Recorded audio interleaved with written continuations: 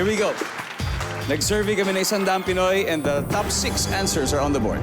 Ang tanong, sa loob ng siksikang train, pagkapa mo sa bulsa mo, wala na yung cellphone mo.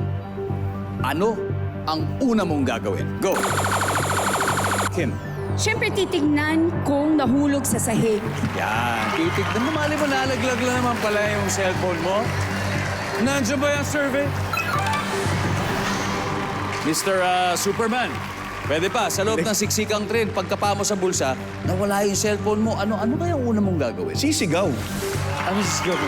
Wala yung cellphone! Wala yung cellphone! Tama. Nandiyan ba yan? Sisigaw. Ay! Sir, passer, please, sir. Play? Lay down. Okay, let's play. Wow. Sabi ni kaya namin daw.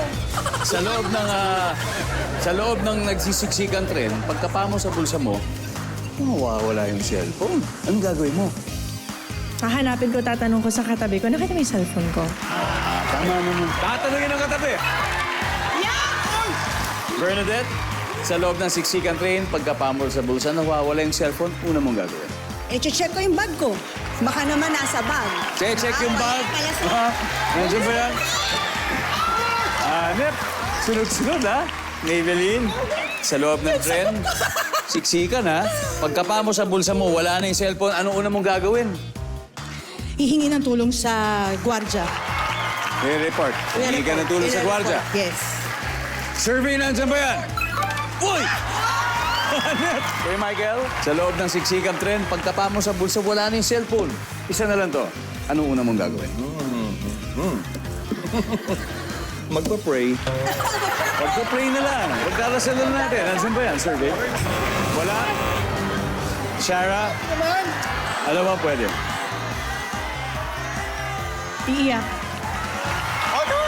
Wala, iiyak na lang. Iiyak na lang Iiyak daw. talaga ako pag nawala cellphone Nandiyan ko. ba yan?